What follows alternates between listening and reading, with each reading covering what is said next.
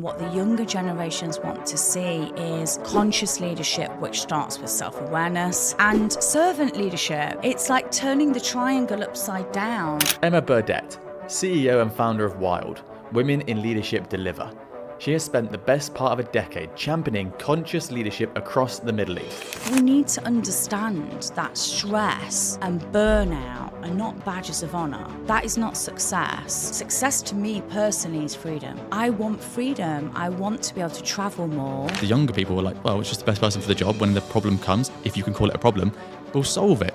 The most unfriendliest, competitive people are other founders of women's networks. We don't have to be friends, but I see you, I respect you. The amount of people that approach me and want you to work for free. If you want someone of my caliber and with my knowledge, that's got a value attached to it. I've got a quick favour to ask you. Nearly 90% of people listening to this podcast right now don't follow or subscribe to us. And my goal is to get that down to 80%. So if you've ever liked an episode or a clip that we've put out, please could you click that follow or subscribe button.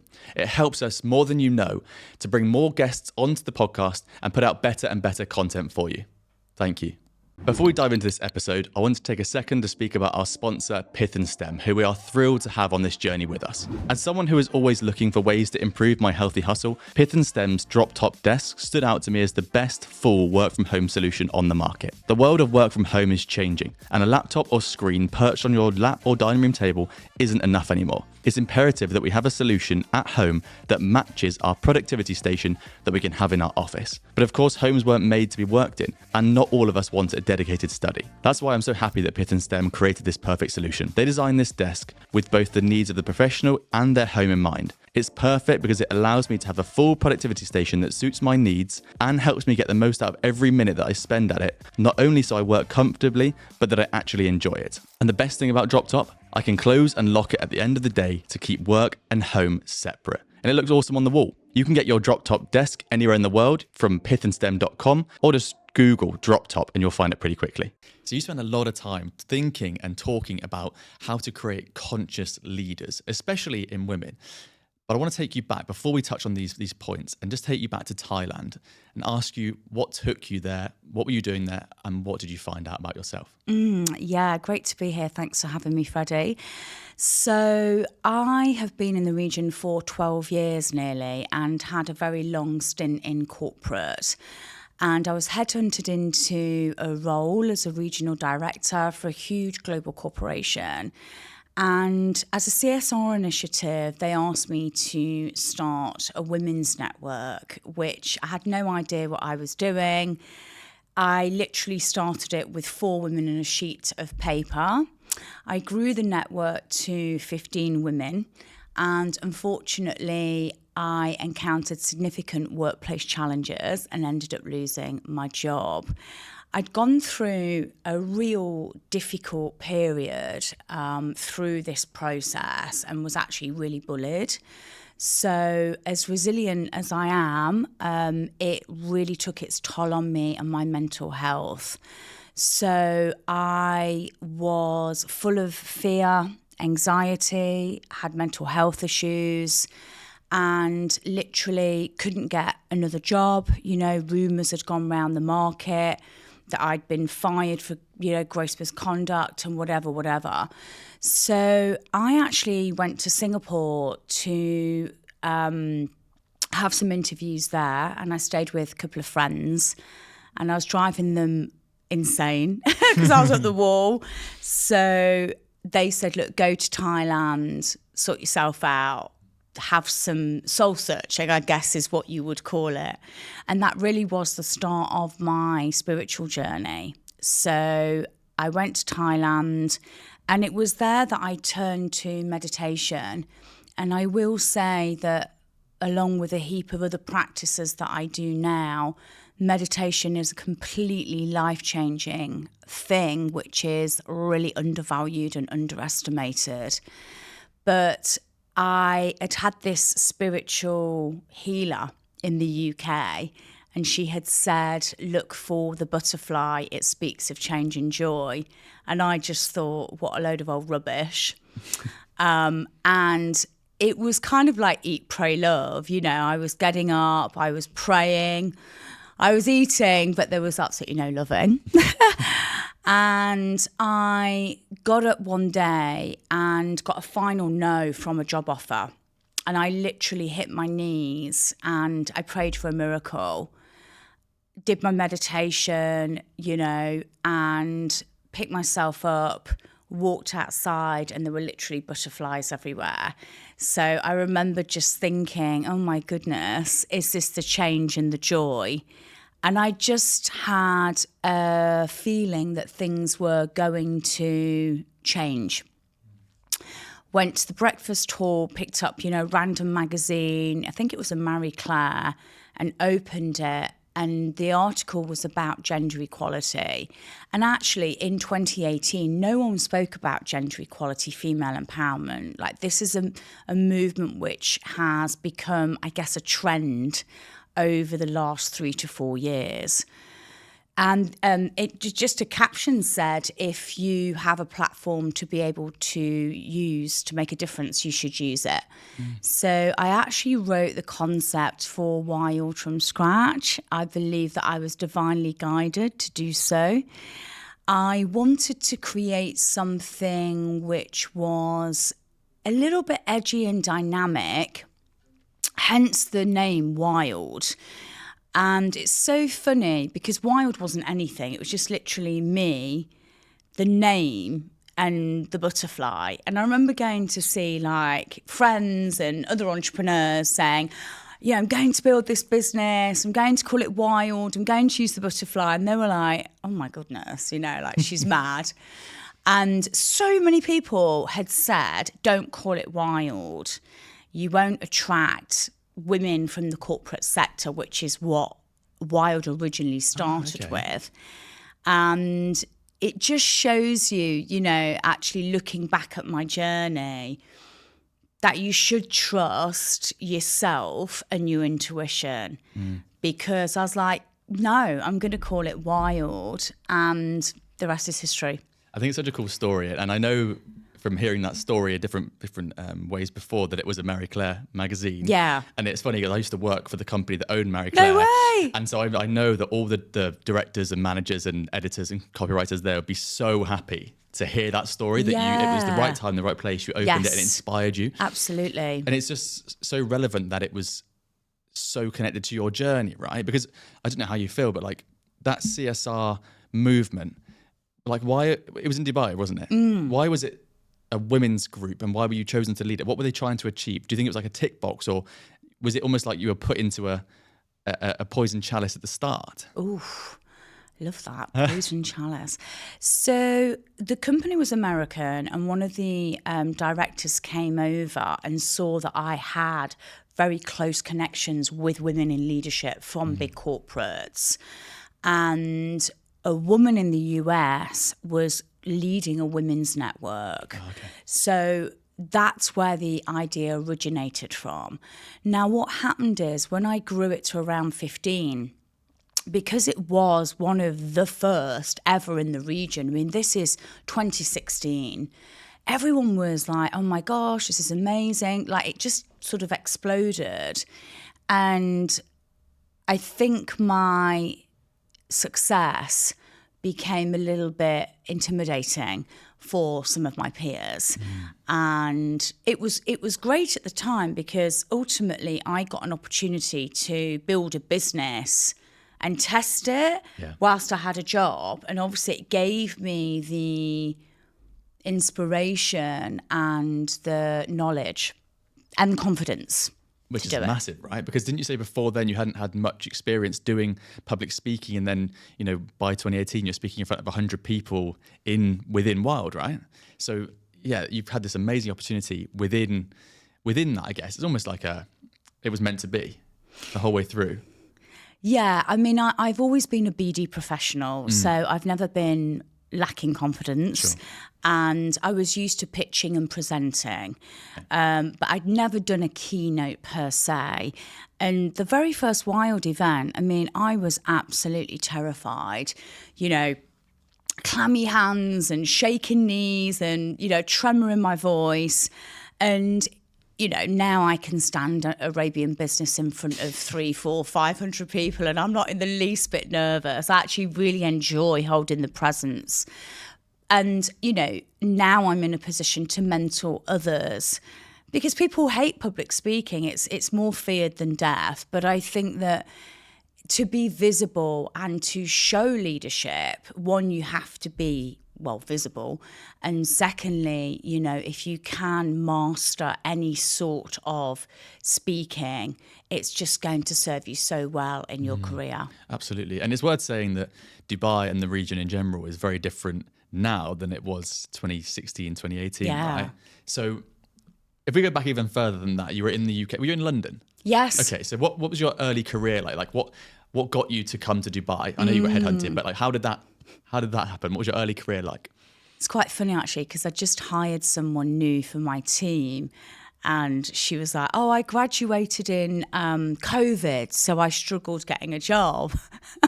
I actually graduated when it was September the 11th and the Twin Towers thing happened. Wow. So I felt like really, really old then.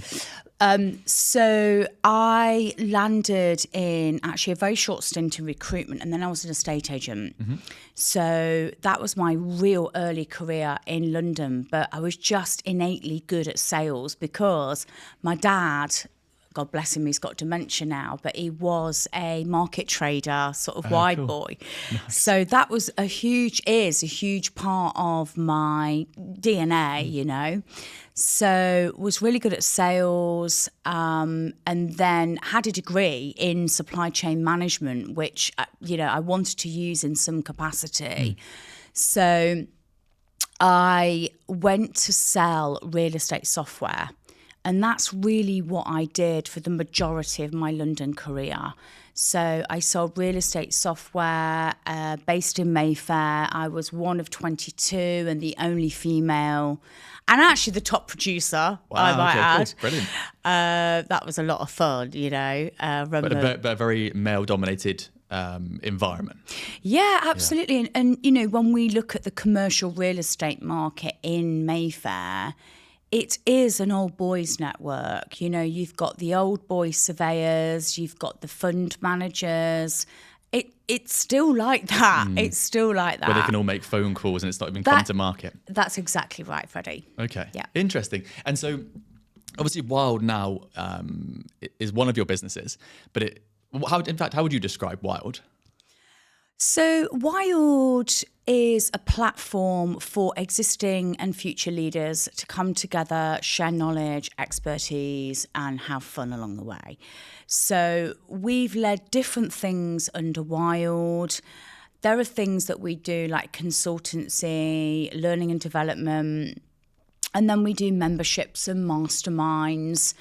And we've now started working with female entrepreneurs as well as corporate women.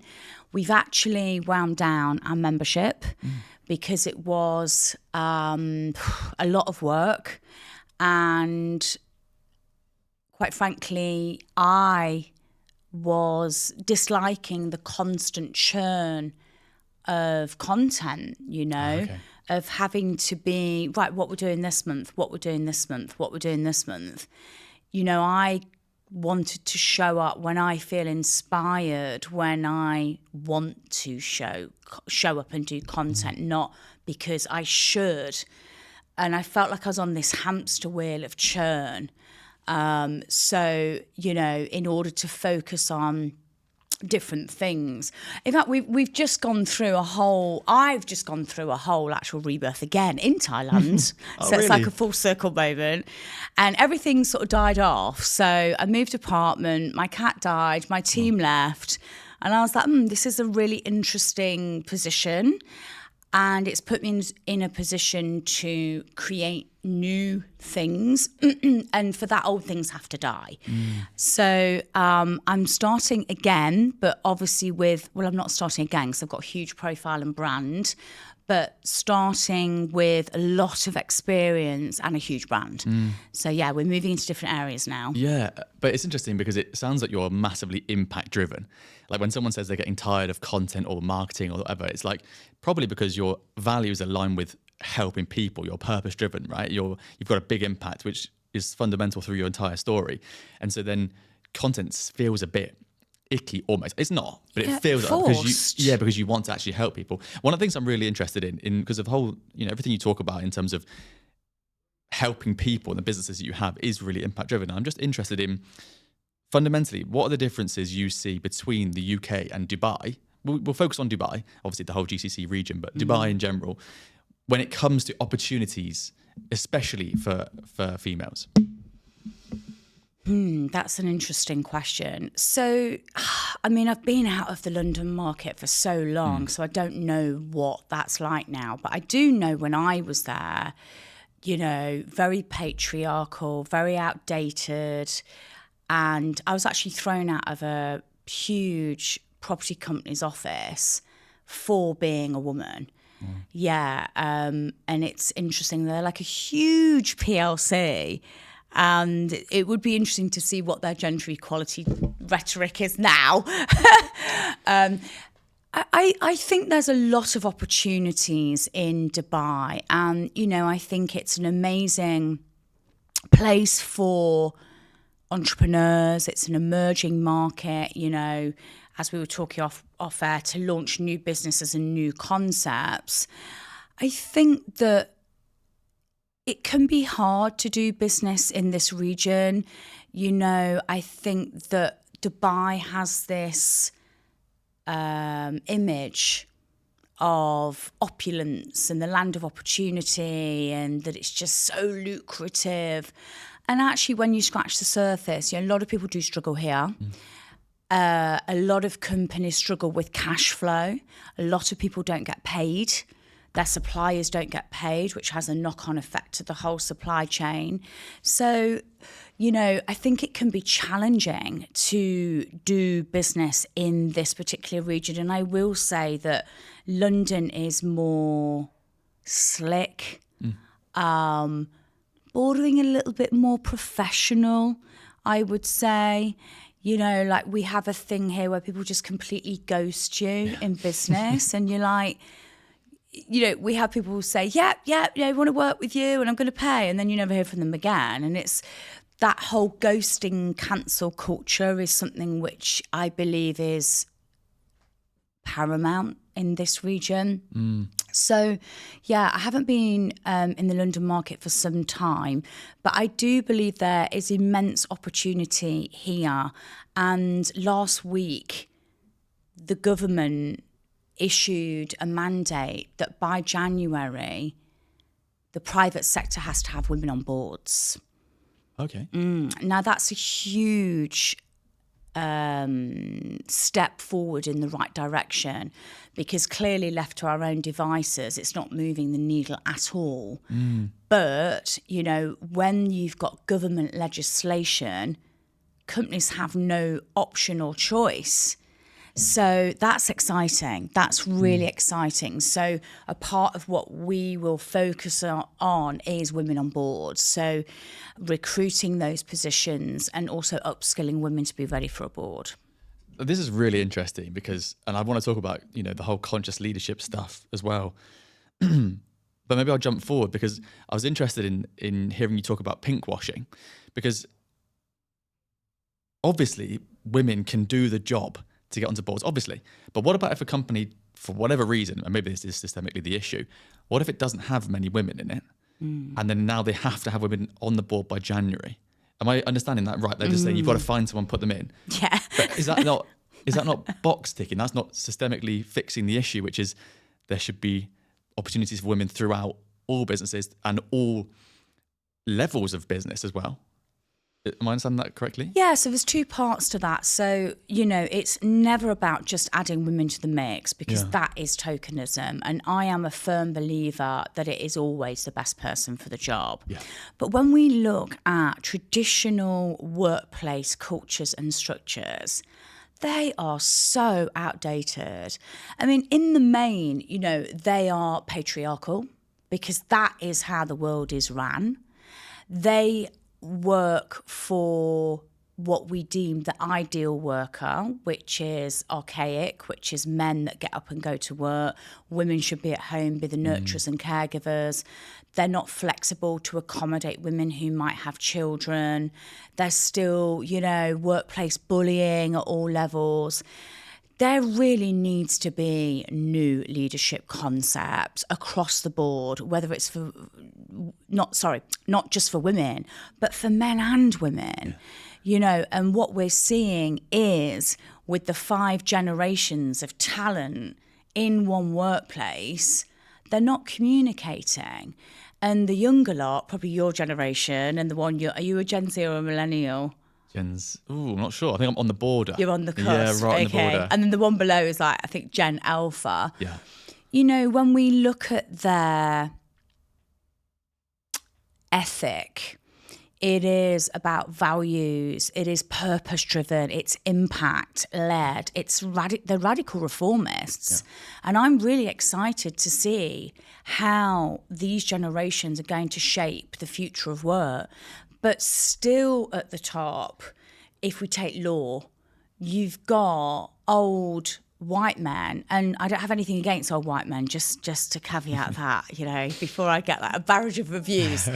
But, there's a certain way that things have always been done, and so that's how they've always been done.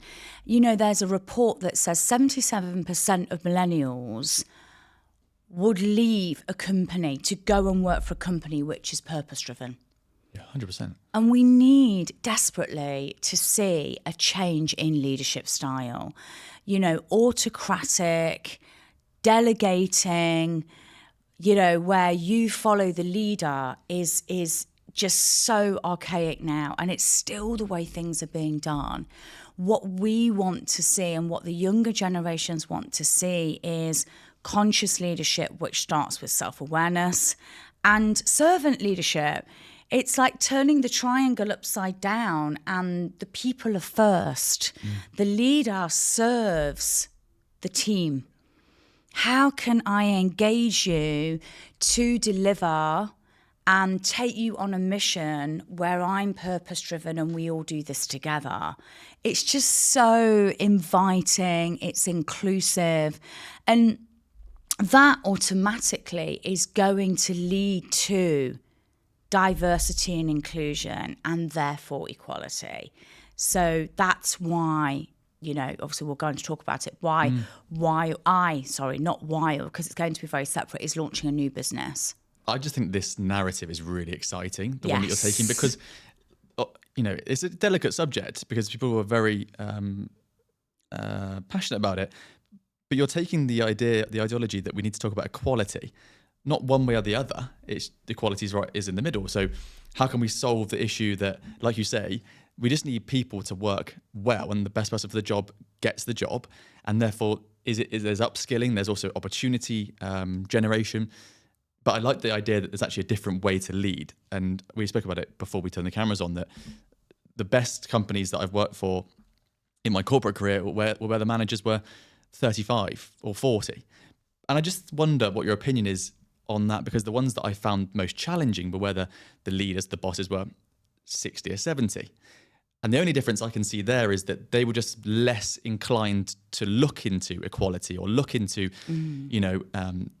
they're more worried about, that person's going to get pregnant, therefore we can't promote them. Whereas the younger people were like, well, it's just the best person for the job. When the problem comes, if you can call it a problem, we'll solve it. And that in itself is a conversation. Like, we should solve the issue. Again, I hate calling it an issue. We should solve the thing we need to do, rather than just say that's an issue. And I'm just interested in your opinion on that, really. Like, how do we solve the issue rather than just talk about it loads? Yeah, yes. Great question. So it's about working together inclusively and in allyship, and knowing that it's not about men or women. I just feel like the gender equality chat is like getting rolled eyes. But, when we look at leadership, just because you have a title as a leader, it doesn't make you a leader. Leaders have a vision, and they influence and they inspire others to come along on that vision.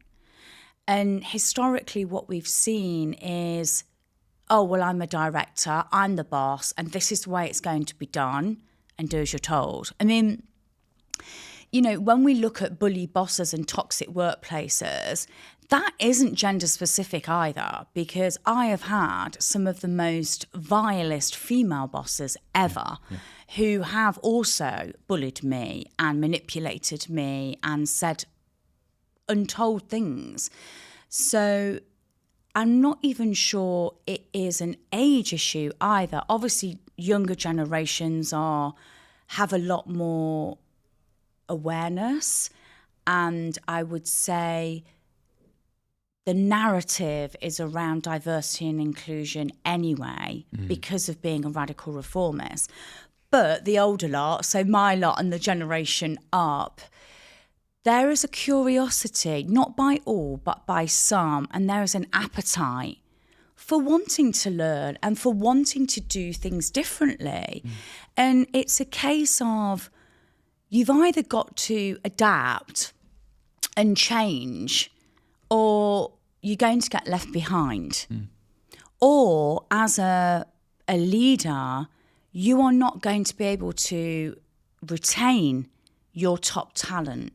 So if you can't retain top talent and you can't engage the talent that are there, then you're not going to have great innovation, collaboration, productivity, which ultimately lead to the bottom line and business results.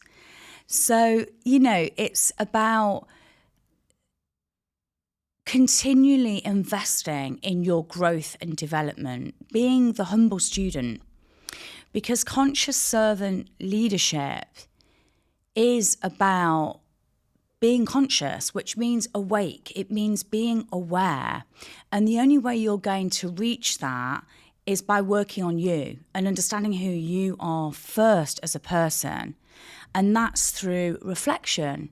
That's through working with a coach or a mentor who can give you advice impartially. It's about getting feedback from your team or friends. But I know as well that there is an increasing appetite for spirituality, and particularly business leaders embracing that. And having been on my own spiritual journey for, 6 to 7 years, it's something that I felt quite ashamed of. And it was always woo-woo or taboo, talking about energy or kundalini or whatever. And now what we're seeing is conscious leaders, like some of the big influencers, I don't know, Simon Sinek or Steve Bartlett, or even, Steve Bartlett isn't a spiritual person, but he's curious and he's willing to learn. So, I think, leadership starts with us as a person, and it's about the self-leadership component. And gone are the hustle days of working 15 hours a day where, gosh, in my corporate days, you were grateful to work 15-hour days and to have more work because that was the work culture. And, we need to understand that stress and burnout are not badges of honor. That is not success. Success to me personally is freedom. And that's why we've wound down a lot of our original business, because I didn't have any. And so I want freedom. I want to be able to travel more. I want to be able to inspire when I feel aligned and inspired, and show people and set a precedence that there is a better way. There is a new era, a new paradigm. So that's what our new business will focus on. I think it's the way that you frame the conscious leadership stuff, I think is really cool. And I've Thank not really you. heard of it in that way either. Like, leadership is almost like it's the same as trickle down economics, right? It's just like the top has the money and it comes down to the people who then do the work. But it's almost like, when we say this to entrepreneurs all the time, like, you want to become micro famous, as small famous as you possibly can, but it will then benefit your business. So if 1,000 people know you and love you, your business is going to really benefit from it. You don't need to be massively famous. But the point is that inside a company, the CEO is that person. They are an influencer, however you want to say it, quote unquote, of the business. And if you then reframe that pyramid and go, okay, well, the leader's at the bottom, the workers are at the top, it does. I like that way of looking at it, because you will get them to stay longer. They'll work harder. They'll be more productive. They'll be more bought in. I guess the challenge is, can that leader still maintain, I want to say power, but I don't mean power. I mean control, maybe. Can they still maintain control if they're allowing other people to almost dictate what's going on? And I'm thinking about companies I've worked at, or like Google offices, where like they become very, very free. And this happened with Twitter, right? As soon as Elon Musk came in, who was right at the other end of the scale of like autocratic. Yeah. But he came in and went, right, 75% of you are going to go. There's no more wine vending machines. There's no more, sleeping pods. And he's the other way around, and they had some really great uptake. And now we're seeing people being pushed back into offices, and Amazon just released this statement saying everyone will work from the offices 5 days a week or you will leave. And I just find it really interesting that there is almost a split of like, we're either going to go really hard one way, or we're going to have to lean into the other way and really understand how to make the most out of it, because productivity and happiness and job jumping has become such a big thing, especially in Gen Z. But even like in my career, like I would always look to move a job every 2 years. My parents would say, that's a terrible way of doing it. Stay somewhere for 30 years. But I know that if you move every 2 years, you do better, right? You climb the corporate ladder quicker. And I wondered what your opinion on that is. Like, I just want to briefly interrupt this podcast so I can talk to you about Nutrition Kitchen, who have kindly sponsored this episode. As entrepreneurs who are looking to stay as healthy as possible, fueling ourselves with high quality food without breaking the bank or wasting time can be tough day to day. Nutrition Kitchen solves that issue by delivering incredible meals to your door, tailored to your diet, whether you're trying to lose weight, build muscle, or maintain balance. They change their menus all the time so you can choose from a variety of dishes and leave the monotony of meal prepping behind. Now, back to our guest. How do we balance performance with conscious leadership and making everyone happy? It's about respect, isn't it? And I think that respect has to be earned as a leader. It's not I'm the leader and therefore respect me. So if you're people led and you lead with empathy and compassion and vulnerability, automatically you're going to respect me. You might not like me, but you're not there to be liked. You're there to do your job and you're there to be respected. So, old style leadership is ego driven and it's reactive. Conscious leadership is empathy, vulnerability, integrity, candor, honesty. All of those things. I know with my own journey with Wild, my two highest values are authenticity and freedom. And I'm so authentic and vulnerable with it. That's what's made me successful, is my ability to go onto LinkedIn, a mainstream business platform, and say, I'm struggling. Life's tough for me right now. My dad's sick. This happened. Business is not all rosy. But vulnerability is strength. And that's earned me so much respect in the business world. And it's a great example of leadership, isn't it? And people, have stopped me in spinners and gone, oh God, it's Emma from Wild. Oh my God, that post that you wrote, it spoke to me. Because it's in a world of materialism and idealism and everyone wanting to show off, it's like behind the scenes, we're all going through something. Illnesses, parents being ill, money issues, things that we don't talk about. So when we do start talking about them, then ultimately people resonate and they respect you and they want to work with you. So I think vulnerability and compassion with boundaries is the way forward. I completely agree. I think the bosses that I've worked for, who I've had the most respect for, are the ones that were vulnerable, but you work harder for them. And they're not vulnerable in terms of like, you know, you see it on social media all the time. I was fat and stupid, and now I'm clever and rich and shredded. And it's like, that's the wrong way we're talking about it. But what I like the way that there's authenticity, vulnerability, but I think you just lean into it, don't you? Because like you say, we're so bored of like the classic, I just think of classic marketing, like from 10, 15, 20 years ago, where it was just like a big board of like, this is brilliant. And now that doesn't work. People aren't susceptible enough to that kind of narrative. They want personality. Yeah. And you see companies, I mean, even like you look at massive companies, I mean, like Bill Gates and stuff, they talk about the issues that they have. Maybe that's PR or whatever, but the point is that you can see it all the way through companies where they literally like build in public and they talk about the issues they have. And I completely agree. I think that's a great way to be a leader. I want to touch on some things that you've spoken about openly in the last few years. I know there's a new element to the business, but I want to go back a touch. Yeah. I want to talk little bit about your expertise around the gender pay gap. Fundamentally, men are still paid more than women, right? Which is that bigger? Or I don't know enough about this, but is this more of a problem in the GCC, as in the UAE region, than it is the UK and the US? Like, do you know the stats around that? So globally,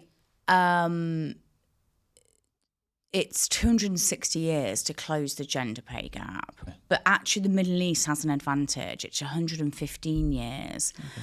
And what I will say is that, you know, the governments, the UAE and actually Saudi, by introducing legislations and mandates that are compulsory, you know, Saudi has a mandate that there has to be 30% women in leadership level by 2030. You know, I think that you have to commend and applaud those governments. And, you know, the UAE releasing this thing about women on boards, that is pioneering. I don't see the UK government stipulating those sorts of things. So, yes, there is still a gender pay gap. And even from a coaching perspective, you know, we speak to women who say, you know, I know I'm being paid so much less than my male counterpart for the same role.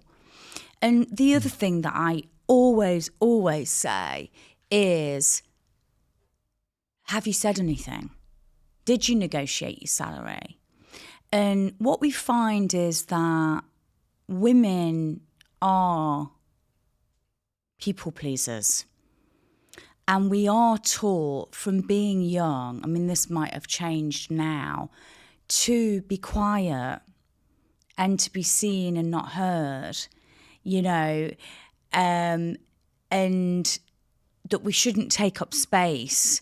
So I think with our upbringings, it's always be quiet, play yourself down. But if you don't ask, you don't get. So, you know, I encourage our coaching clients to put your hand up for what you want and take ownership and accountability for the trajectory of your own career, you know, and really putting your hand up for what you want. I've got a brilliant example. One of my coaching clients, this is probably about 3 years ago, her CEO came, she was quite young. Her CEO came over, it was an Italian company, his name was Flavio, and she had a one-on-one with him. And she had a coaching session with me and she said, I'm so frustrated. He never asked me or spoke to me about my career progression and what's next for me. So I said, well, did you mention it to him? And she said, no. And I said, well, you know, Flavio is running like a business. With all due respect, you and your role and your career progression is probably not on his radar. And so she said, oh, right, you know, what should I do? So I said, look, let's put together a 12-slide deck of what wins you've had for the business, what plans you would like to, you know, see for yourself, what stretch assignments you want to bring, and all round your value. Get a meeting in his diary and go and present it to him. She's like, oh my God, no way. I'm never going to be able to do that. And I said, why? Because, leaders are always going to give you their time. Now, this is the problem with outdated leadership structures as well, is it's hierarchical. So there's these closed offices on floor plans still, particularly in this region, where no one talks to the leader and the leader doesn't talk to the team. Of course, that isn't conscious leadership. But she booked time in Flavio's diary. That shows leadership and initiative. She got promoted and leads the business stream in Italy as a result of that. So I see, that's really interesting. That's a really good anecdote because it is. Like a lot of it does make me wonder. Like, is there? It makes you think: is it a confidence thing? I don't think that's fair to say that all women are less confident than all men. But is there a ambition thing? Again, probably not an ambition thing. Is there a pressure thing? Do men feel more pressure to earn more, or do they just ask? Like, why do they ask? Why do men? I'm generalizing from this anecdote. Why do men ask for more? Again, generalizing than women do. Maybe they don't. Maybe that's just an assumption. But there must be something there that goes. There's something missing, right? If men are getting paid more, it's not because they're better. And you've said it's the same role. So it's not that there's more men. It's just that, is there something going on in the system that's not pushing them to ask or take or whatever? And that's the bit that I find really interesting.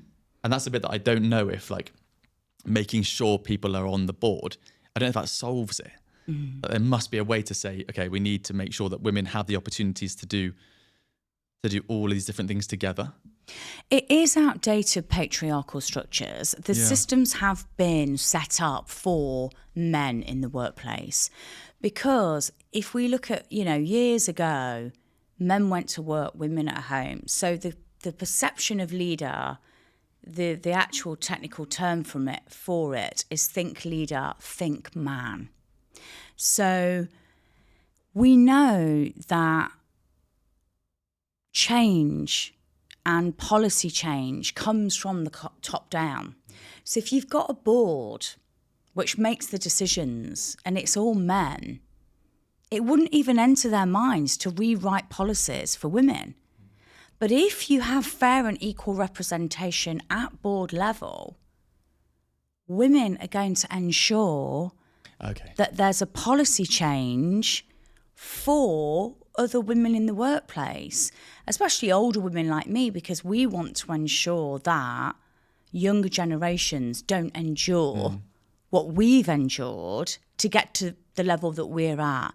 So, yes, outdated work structures based on men in the workplace. So effectively what you're saying is that the new policies will hopefully work because we are playing the outdated structure at its own game. So the way we do it right now is to give women opportunities to go and work on these boards, to then change it fundamentally so that then they don't need to have the structure to say, you have to put me here. Right? That's the way we're doing it. Well, if we think about, if you've got equal representation on board, you're setting a precedence for the rest of the business, aren't you? Yep. And then change starts at the top. So that will automatically cascade and infiltrate the rest of the organisation. Yeah. So if we're going to change policies, if we're going to change how things have always been done, then if we've got women on boards, it is automatically going to happen. In my view, I would assume that makes logical sense. No, I like it. And I think, what you're saying, I completely get it. I think you're going to have to play. If you don't put women on boards now, then where's the change going to come from? Yes. There's got to be something. You may as well start at the top. Then they can hopefully make change, which will happen because there'll be support there. Because fundamentally, I've heard this said to you before, but I thought it was a good point. In terms of the pay gap, if women were fundamentally just cheaper than men, as a business owner, you just hire more women because you could just save more money. If you're saying they're exactly the same and they're just cheaper, but that's fundamentally not the issue. The issue is that they don't ask for one. Their progression, therefore, is stunted for a number of reasons which are wrong with the system. This is a hard question, but one of the issues that we know exists in the world is that and I know that you've had an example before that Visa do the opposite, is that when a woman's a certain age, they are less likely to get a job because they're more likely to become pregnant or have a child in the next few years. We know that's an issue. How do we solve that? And I know that the example there is Visa on purposely hire pregnant women to show that they're supportive of them. That's a difficult one. I don't know how you solve that other than just supporting women throughout. Do you have an opinion on how we can it's about again, there are outdated structures, so they're not open and welcoming for women to have children, you know, and it's again about policy. You know, if we've got policy which appreciates women might go and have children, and of course it's much easier for a big corporate to be able to have these sorts of things, but it's our genetic makeup that women are going to have children, you know, and also leaning into the fact that women have amazing qualities and strengths which are different to men. That makes for great leadership, you know. So when combined in the right way, it makes a winning team. So at some point we're going to have a rebrand of you know what we do and bring it all together. But we do things already which support attraction and retention of female talent. So the natural progression is to actually do recruitment and executive search. But what we are going to do is provide a 360 approach. So it's not just recruitment, it's not just exec search. It's okay, how do we get more women in leadership? How do we upskill them with our coaching and our learning and development? And also looking at retention strategies for companies. So I'm a big believer in companies building their own communities within the business, you know, so they've got hubs for, you know, women to be together, to share, to feel part of something. We worked with a company in Saudi, actually, who obviously, you know, a lot of Saudi is construction anyway. And they were struggling to hire women, but also to retain women. So we worked with them to build a customised women's network, which was aligned to the company values and ethos. And, you know, it meant that when women were looking at jobs, and perhaps they were in London, they see that this company has a community for women. I'm enticed to go and work there because I think, oh, well, they've got a space for me. And then obviously when you're there and if you're part of the community that the company's built, you're more inclined to stay. So, you know, more of a boutique agency to look at talent and, to look at attraction and retention. So we've partnered with somebody, my business partner is a man who has built and sold recruitment companies all over. So, you know, I've very much obviously got the profile and the wild element, and he's got the whole of the infrastructure knowledge and back end. So we're teaming up, launching it in a couple of months, hopefully if all on track. But it's just bringing everything what we do together and making it more about how do we attract women and retain them in the workplace. So you've literally found the problem in the area, and then you're going, okay, we've got the people, we've got the knowledge, let's then help them get into these jobs and also get the companies to actually retain them and get the best out of these people. So at the very start of this conversation, we talked about equality in general, like not one gender or the other. In these companies that you go into, do you look at like how you can make it more equal in general, or is it still sort of tilting towards helping the women? Or is that because it's regional and that's where the issues are? So Generally, we do work with women. Yeah. I mean, we do workshops on unconscious bias and inclusive leadership as well. But generally, we work with women to get into leadership and to be able to stay there. But another reason for doing Wild Talent and also the conscious leadership business is because I want to diversify what we're doing. And this is quite a bold statement to make, but, I have found that I'm finding that the women's empowerment concept has become extremely mainstream. And it's great that there's women's empowerment initiatives, of course. And I really feel that having that awareness should move the dial. But, from having Wild for over 6 years, the most unfriendliest, competitive people are other founders of women's networks. And, we don't have to be friends, but I see you, I respect you, and I support you. And I've had some really unsavory, odd things that have really happened with other women of other women's networks. So one, there's enough room for all of us. We've all got our own vibe, our own dynamic flair that we bring to the table, but it's become mainstream. And I'm also seeing initiatives pop up with the wrong intention because the leader of it wants the fame and the limelight or the money. And it's cringe. There's absolutely no substance to it whatsoever. And I am feeling quite a bit done with the conversation because it isn't moving the needle. And I'm not a mainstream person. I'm a trailblazer. Yeah, well, it feels like you did and are doing again now, pushing the conversation forwards, and now everyone's caught up. You're like, right, what's next? And I like what you're doing, which is like, in fact, there is a question in here, but I know that you boycott some events which just want to talk about the issue, which is why I want to talk about like how do we solve it and that kind of thing. Because my question is like, what are some of the things that you think we're doing right now to try and like help this inequality or gender pay gap, but actually aren't helping?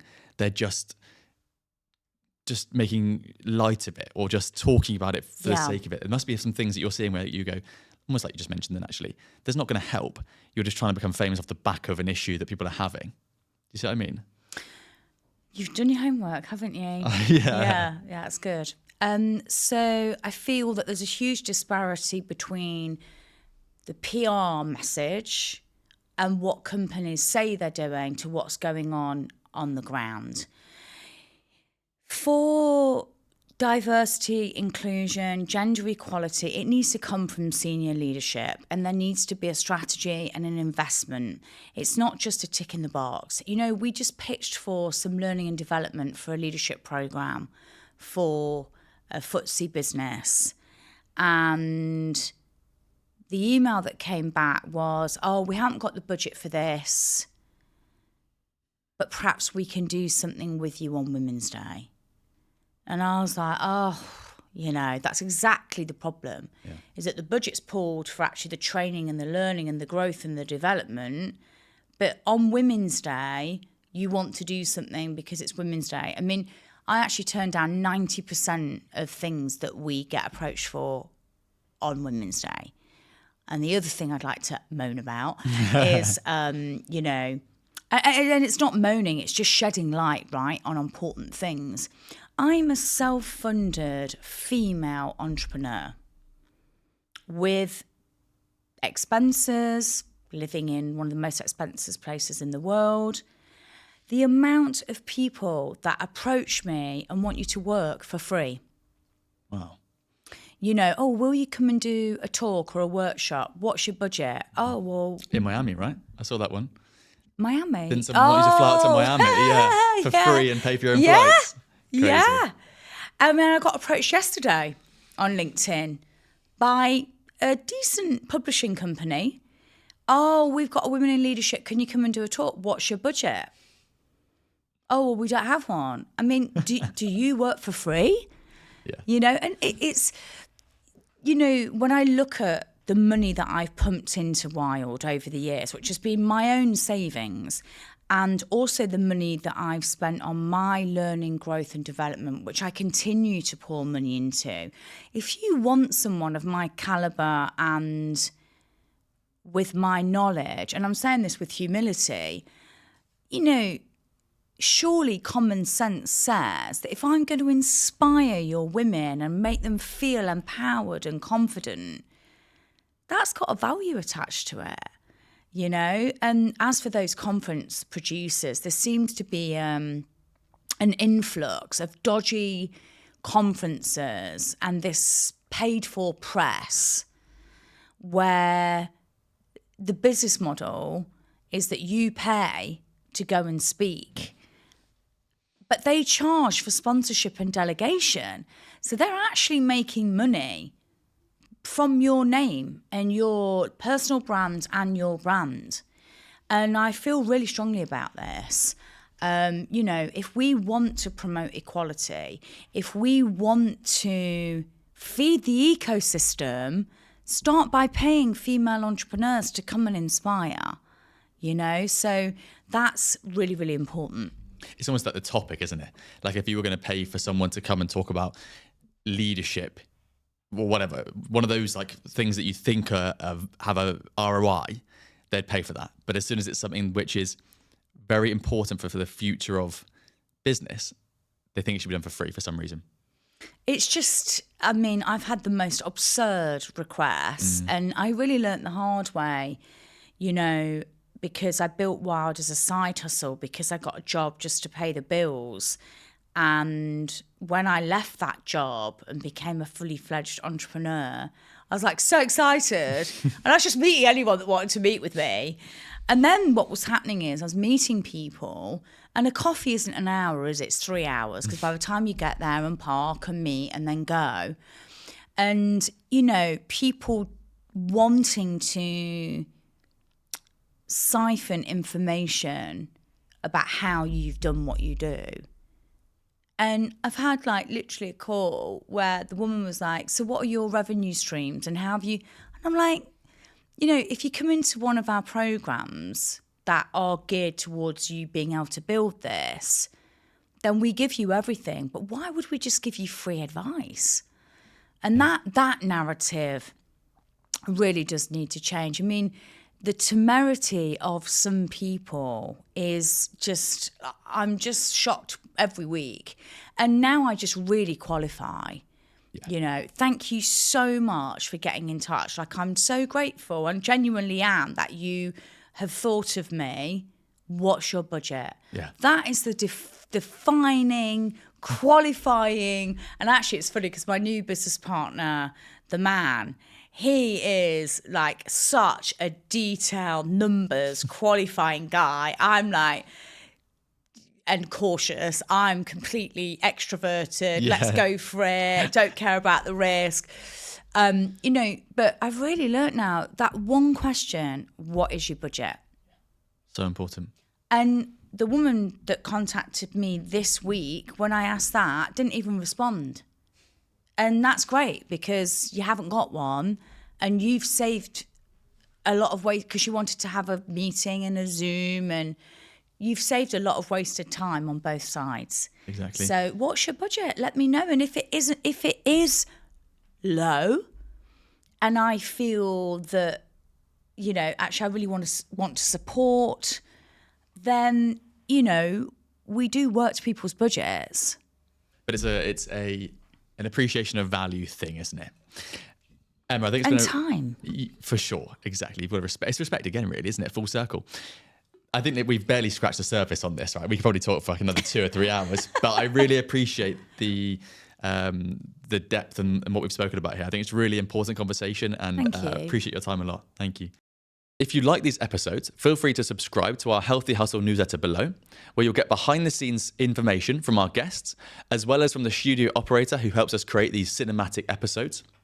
It's also full of business advice and tips, and it will help you join the community of healthy entrepreneurs.